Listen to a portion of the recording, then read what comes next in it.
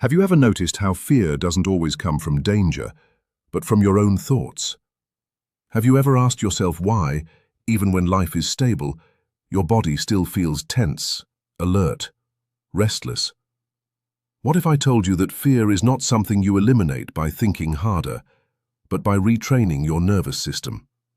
In modern life, people try to fight fear with motivation, distractions, or positive thinking. They suppress it, analyze it endlessly, or shame themselves for feeling weak. Zen philosophy and the Japanese practice of Shinrin-Yoku teach the opposite approach. Fear is not an enemy to destroy, but a signal to understand and re-educate. This video is about transformation, not forgetting. About changing how fear lives in the body, not pretending it isn't there. This is dedicated to anyone quietly struggling with anxiety they can't explain. Stay with me. And now, back to the video. Have you ever looked at your life and wondered why it feels calm on the outside, yet loud and uneasy on the inside? Do you know someone who seems to be doing everything right, yet never truly feels at ease? Alex Carter asked himself these questions without ever saying them out loud. At 34, Alex's life appeared orderly. He woke up on time, commuted to work, answered emails, paid his bills. Nothing was falling apart. And yet, his body behaved as if danger was always nearby. His shoulders stayed tense even while sitting, his breathing remained shallow without effort. There was a constant, quiet expectation that something bad was about to happen, even on ordinary afternoons. Alex tried to explain this fear logically. He told himself he had no reason to feel anxious. His job was stable, his health was fine, his relationships were intact. But logic never reached the place where the fear lived. It stayed in his chest, his jaw, his stomach. No matter how many times he reminded himself that he was safe, his body refused to believe it. This is where many people misunderstand fear. They treat it as a flaw in personality, a weakness in thinking, or a lack of confidence. Alex did the same. He judged himself for feeling tense when nothing was wrong. That judgment only made the fear heavier. The body interpreted self-criticism as another threat. What Alex didn't yet understand was simple but unsettling. Fear does not begin in thought. It begins in the nervous system. Long before the mind forms a story, the body decides whether it is safe or not. When the body stays in a state of alert for too long, fear becomes the background noise of everyday life. Alex wasn't broken. His body was trained by stress, speed, and constant stimulation to remain ready for impact. This chapter of his life was not about finding a dramatic cause. It was about recognizing a quiet truth. Fear can exist even when life looks calm, and understanding that truth is where change begins. At first, Alex believed fear was something that could be managed with effort. He approached it the way he approached work problems: identify the issue, apply the right tool, and move on. He downloaded productivity apps, listened to podcasts about mindset, reduced his caffeine intake, and practiced telling himself that everything was fine. For brief moments, it worked. His chest loosened, his thoughts slowed. He felt a small sense of control return. But the calm never lasted. Within days, sometimes hours, the familiar tension returned without warning. His mind would latch onto a minor inconvenience or an unfinished task, and suddenly his body was back in a state of alert. The disappointment that followed was often worse than the fear itself. Alex began to think he was failing at something everyone else seemed to master easily. What he couldn't see yet was the loop he was trapped in. A single anxious thought triggered his nervous system, increasing his heart rate and tightening his muscles. That physical tension then sent a message back to his mind. Something must be wrong. The mind responded by searching for explanations, producing more anxious thoughts. The loop fed itself quietly, efficiently, and relentlessly. This is how fear sustains itself, even in the absence of real danger. The nervous system does not distinguish between an imagined threat and a physical one. When the body reacts, the mind follows. When the mind reacts, the body intensifies its response. Alex's attempts at control only added pressure, signaling to his system that the situation was urgent. Temporary relief came from distraction or reassurance, but these methods never addressed the source. They treated fear as a surface problem rather than a deeper pattern. Each time Alex tried to think his way out, the loop tightened slightly, reinforcing the belief that fear required constant management. The invisible fear loop is powerful precisely because it feels logical. It convinces you that more effort will solve it. Alex was learning, slowly and painfully, that effort alone was not the answer. Until the loop itself was understood, fear would continue to return, unchanged by willpower or good intentions. Alex responded to the returning fear the only way he knew how, by trying harder. He told himself that discipline was the answer. If he could just push through the discomfort, ignore the tension, and force himself to feel calm, the fear would eventually lose its grip. This approach made sense to him. After all, effort had solved problems in every other area of his life. But something unexpected happened. The more he tried to suppress the fear, the louder it became. Each attempt to get over it added another layer of tension to his body. His jaw clenched more tightly. His breathing grew even shallower. What began as unease slowly turned into persistent anxiety. Psychologically, this reaction is simple. When the mind resists an internal sensation, the body interprets that resistance as danger. The nervous system responds by increasing alertness, not reducing it. Fear is designed to protect. When it senses opposition, it assumes the threat must be real. Zen philosophy has a precise word for this: grasping. Grasping is the urge to control inner experience, to force thoughts or emotions into submission. Instead of dissolving fear, grasping traps attention inside it. The mind becomes fixated on the very sensation it wants to eliminate. Alex began to see that his willpower wasn't calming his system, it was challenging it. Each act of resistance reinforced the idea that fear was something dangerous that needed to be crushed.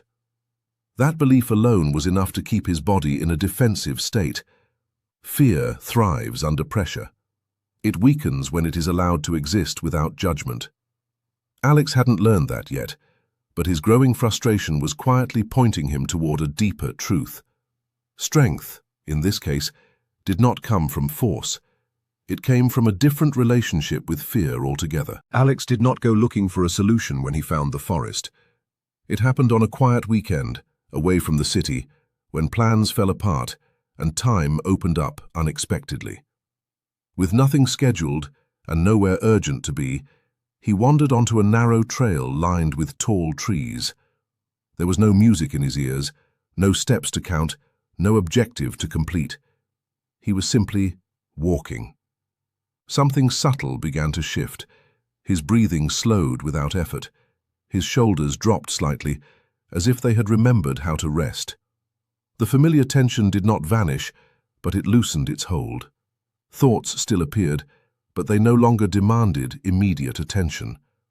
For the first time in weeks, his body felt less like it was bracing for impact. This experience was not new. For centuries, Japanese culture has recognized the calming power of forests through a practice known as Shinrin-Yoku, or forest bathing. It was never about exercise or escape.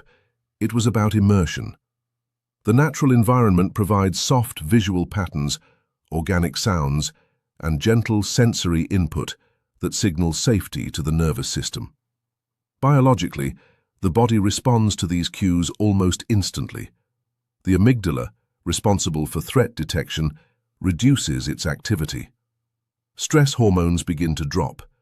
The parasympathetic nervous system, responsible for rest and recovery, takes the lead. This is not imagination or belief, it is a direct physiological response. Alex did not analyze any of this while walking. He simply felt less threatened by the world. That quiet shift was important. It suggested that fear could ease without force, without effort, and without explanation. Something in the environment was doing what his willpower could not. Alex met Masato Takeda through a quiet recommendation, not a dramatic turning point.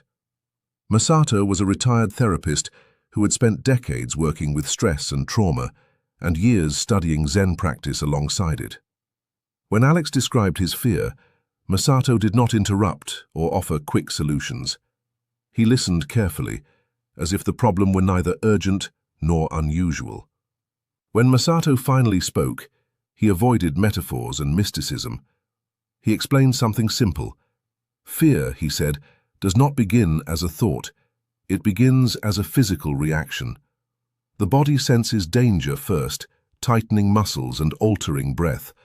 Only afterward does the mind step in to explain what is happening. Most people mistake this order and try to fix fear by correcting their thoughts. Masato explained that Zen was never designed to eliminate thoughts or produce constant calm. Its purpose was far more practical. Zen trains attention.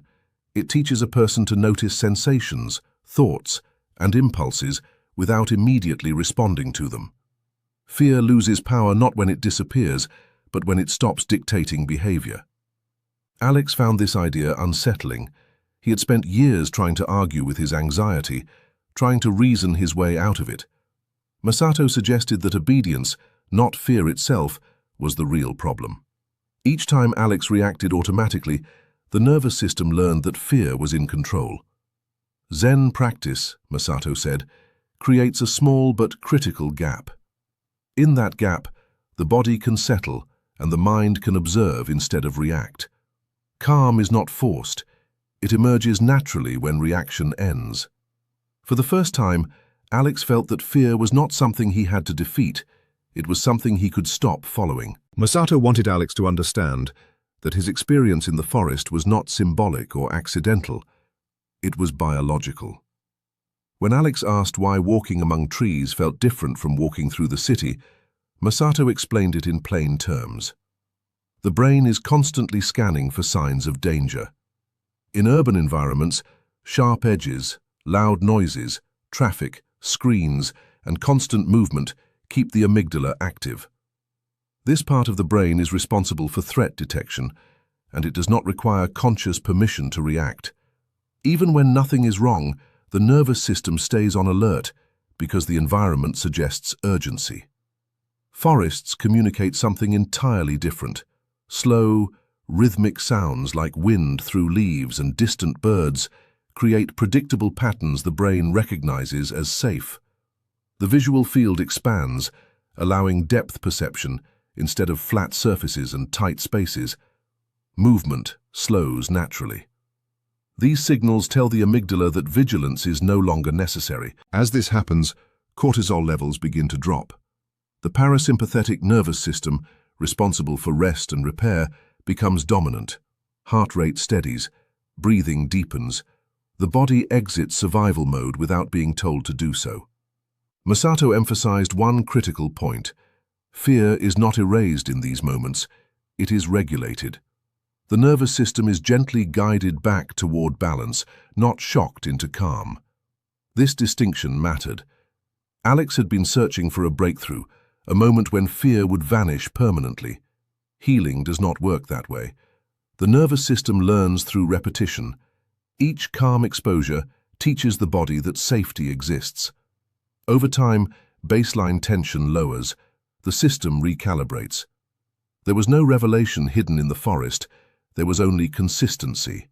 And for the first time, Alex understood that lasting change would not come from insight alone, but from repeating experiences that taught his body how to feel safe again. Masato was careful not to present Zen as an escape from daily life. He told Alex that if a practice only worked in silence or isolation, it was incomplete. Zen, as Masato taught it, was attention training meant to function in ordinary moments, during sitting, walking, breathing, and even during fear itself. Alex expected instructions about clearing his mind. Instead, Masato asked him to notice what was already happening. When fear appeared, Alex was not told to replace it with calm thoughts or positive beliefs. He was asked to feel the sensation directly, the tightness in the chest, the shallow breath, the urge to react. Nothing needed to be corrected.